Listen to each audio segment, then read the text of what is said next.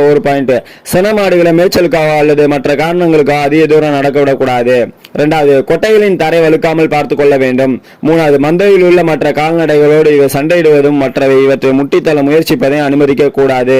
4வது, வளரும் கருவின் தேவையின் தாயின் உணவுச்சத்து தேவையின் தரமான தீவன பொருட்கள் மூலம் முறையாக அளிக்கப்பட வேண்டும். 5வது, கருச்சிதைவு ஏற்பட்ட அல்லது நோய்வாய்ப்பட்ட மற்ற கால்நடைகளோடு இவை சேர்வதை தவிர்க்கணும். 6வது, தேவையான அளவு தரமான குடிநீரும் வெப்பம் மற்றும் குளிர் தாக்குதலிலிருந்து நல்ல பாதுகாப்பும் தேவை. 7வது, முதல் 2 மாத சினை காலத்தில் குடற்புழு நீக்க மருந்து கொடுக்காமல் இருக்க வேண்டும். 8வது, கருச்சிதைவு ஏற்படுமாயின் கால்நடை மருத்துவரை தொடர்பு கொண்டு அதற்கான காரணத்தை அறிந்து சிகிச்சை செய்ய வேண்டும்.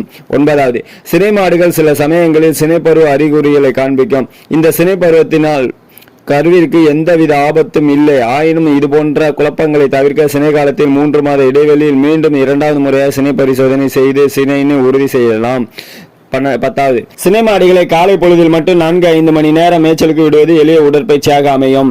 இது அனைத்துமே கறவை மாடு வளர்ப்பு புத்தகத்துல அருமையா கொடுத்திருக்காங்க. கருத்தரித்த கால்நடைகளின் பராமரிப்பு பொதுவாக கவனிக்க வேண்டியவை அப்படிங்கிற தலைப்புல அருமையா இருக்குது. நீங்க ஒவ்வொன்றையுமே நீங்க தெரிஞ்சு அருமையா நீங்க உங்க கால்நடை சினை பிடிச்சிருந்துச்சுன்னா அதுக்கு இது மாதிரி நீங்க கரெக்டா பராமரிச்சு வாங்க, உங்க கால்நடை கரெக்டா நல்லபடியா கண்ணு போடும் அப்படிங்கிற மாதிரி இந்த வீடியோல இருந்து நான் உங்களுக்கு சொல்லிக்கிறேன். இது அனைத்துமே கறவை மாடு வளர்ப்பு புத்தகத்துல இருக்கிறது தவிர நம்ம தனிப்பட்ட கருத்துக்கள் எதுவுமே கிடையாது. அதனால நீங்க தொடர்ந்து இதை ஃபாலோ பண்ணலாம். அடுத்த வீடியோல சந்திப்போம். யூடியூப்ல போட்டுக்கலாம் அப்படிங்கிற மாதிரி அவங்க சொல்லியிருக்காங்க. நீங்களும் உங்க மாடு ஊசி போடும் போது இது மாதிரி நம்ம ஊசி போட்ட மாடு சொல்லிங்கன்னா நாங்க வீடியோ எடுத்து போஸ்ட் பண்ணுவோம். தேங்க்ஸ் ஃபார் வாட்சிங். தேங்க்ஸ்ங்க. DTGS ஜி கோவிந்தராஜா இப்ப யூடியூப் சேனல் பிடிச்சிருந்தா லைக் பண்ணுங்க, ஷேர் பண்ணுங்க, கமெண்ட் பண்ணுங்க. தேங்க்ஸ் ஃபார் வாட்சிங். உங்களுக்கு பிடிச்சவங்களுக்கு அனுப்பி பண்ணுங்க. மாடு வச்சிருக்கோம், பயனடையட்டும்.